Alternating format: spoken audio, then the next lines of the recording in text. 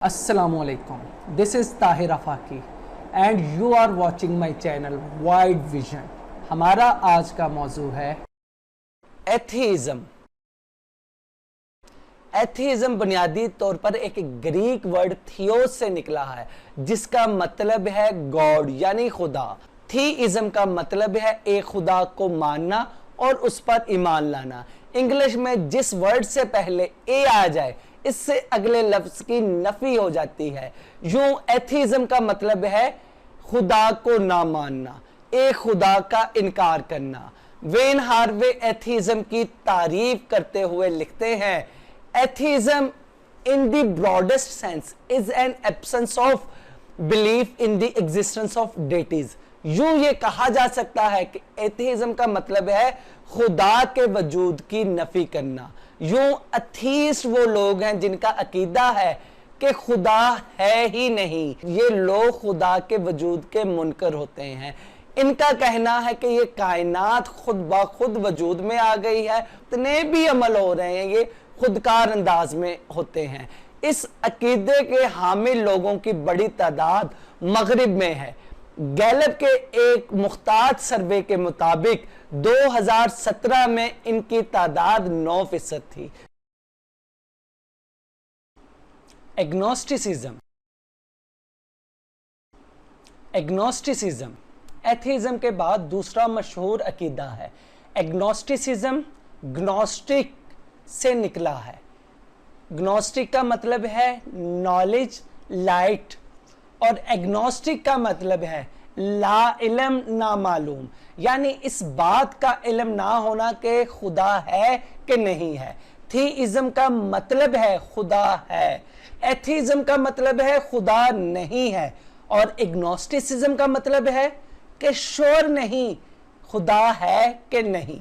Rao William इसकी तारीफ यूं करता है, Human reason is incapable of providing sufficient rational grounds to justify either the beliefs that God exists or the belief that God does not exist। यूं कहा जा सकता है कि कोई कहे कि मैं नहीं जानता खुदा है कि नहीं, यानी उसके पास कोई साइंसी सबूत नहीं है, कोई अकली सबूत नहीं है खुदा के होने का या ना होने का। यूं ये अकीदा साइंसी असूलों पर ईमान लाते हुए मगरबी दुनिया में राइज हुआ।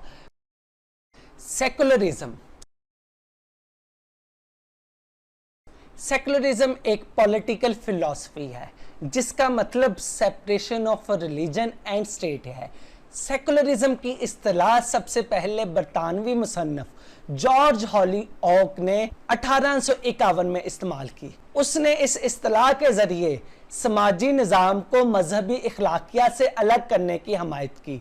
सेकुलरिज्म का मतलब ये है कि मजहब और स्टेट के मामलात अलग अलग हैं, यानी रियासत के फैसलों की बुनियाद मजहब की बुनियाद पर ना हो। इसकी यूं तारीफ की जा सकती है, separation of church from the affairs of state. Secularism का फलसफा यह है कि मुआशरत और सियासत के लिए असूल मजहब की बजाय इंसानी तजर्बात और मुशाहिदात पर हो, यानी मजहब अफराद का जाती मामला हो, मजहब की मुआशरत और सियासी मामला से कुछ लेना देना ना हो, जबकि फर्द और मुआशरे के दरमियान ताल्लुक की बुनियाद इमरानी मुआहिदा हो, यानी सोशल कॉन्ट्रैक्ट हो जो मजहब की बजाय दुनिया से माखूज हो, यानी जो सोशल कॉन्ट्रैक्ट हुआ है उसकी बुनियाद इंसानी अकल और इंसानी तजर्बात पर हो, ना कि किसी मजहब पर या किसी इखलाकी निज़ाम पर।